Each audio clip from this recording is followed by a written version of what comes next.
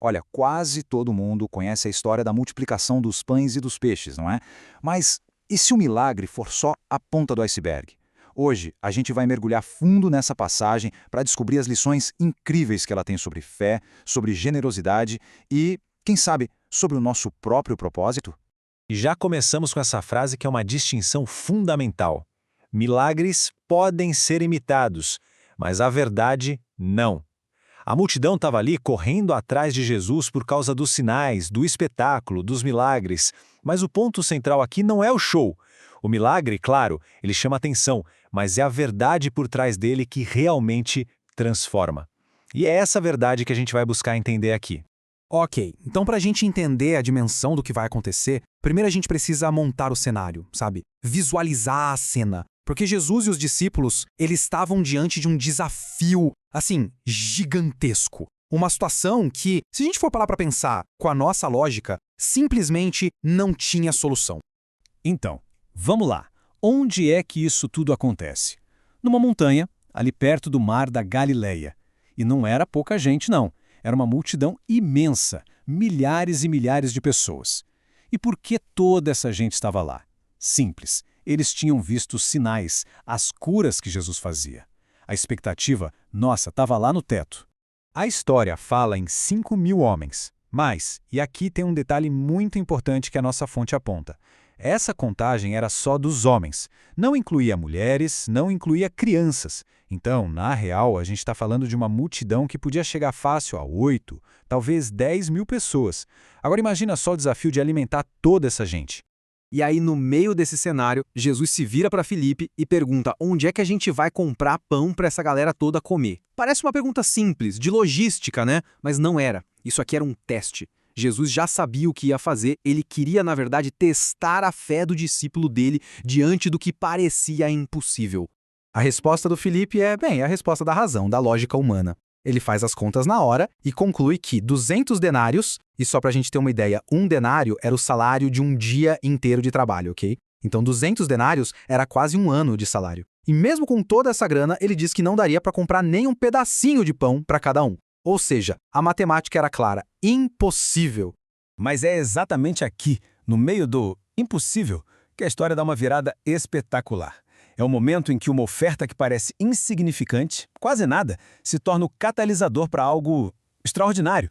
O discípulo André acha um menino com o lanche dele, 5 pães de cevada e 2 peixinhos. O contraste é gritante. Chega a ser cômico. De um lado, recursos minúsculos, um lanche de criança. Do outro, a necessidade esmagadora de milhares de pessoas com fome. E aqui está o ponto central de tudo. O que parece insignificante nas nossas mãos, seja um pouco de tempo, um recurso, um talento que a gente acha que não é grande coisa, pode se tornar algo extraordinário. Quando esse pouco é colocado a serviço de um propósito maior, ele se multiplica de maneiras que a gente nem consegue prever. Vamos voltar para o menino por um segundo. Ele abriu mão da única refeição que ele tinha. Foi um ato de generosidade que desafia o egoísmo. E a lição aqui é direta. A doação genuína nunca resulta em perda. Pelo contrário, o retorno é imensurável. É um princípio de ganho. A história vai muito além de só alimentar uma multidão. Ela demonstra um processo, um ciclo espiritual que os discípulos viveram ali, na prática, e que serve de modelo para uma vida com propósito. Esse ciclo se desenrola em 3 etapas bem simples. Primeiro, receber. Os discípulos pegam as cestas cheias direto da fonte, de Jesus. Segundo, distribuir. Eles compartilham generosamente com a multidão. E, finalmente, retornar. Com as cestas vazias, eles voltam à fonte para receber mais. Receber, dar e retornar. É um fluxo contínuo de serviço e reabastecimento. E a nossa fonte usa um termo aqui que é ótimo, papa-sermão. É aquela figura que só recebe, só acumula conhecimento, mas nunca distribui. Se os discípulos não tivessem distribuído o pão, nunca teriam precisado voltar a Jesus por mais. O ato de dar é o que cria a necessidade de receber novamente. Depois que todo mundo comeu e ficou satisfeito, a história ainda nos dá uma lição final, e talvez a mais surpreendente de todas. É sobre a natureza da provisão divina e o que é abundância de verdade. Mesmo no momento de abundância milagrosa, Jesus dá uma ordem: recolham os pedaços que sobraram, que nada seja desperdiçado. Isso ensina uma lição poderosa sobre responsabilidade. O desperdício é um erro grave, porque a necessidade no mundo é imensa.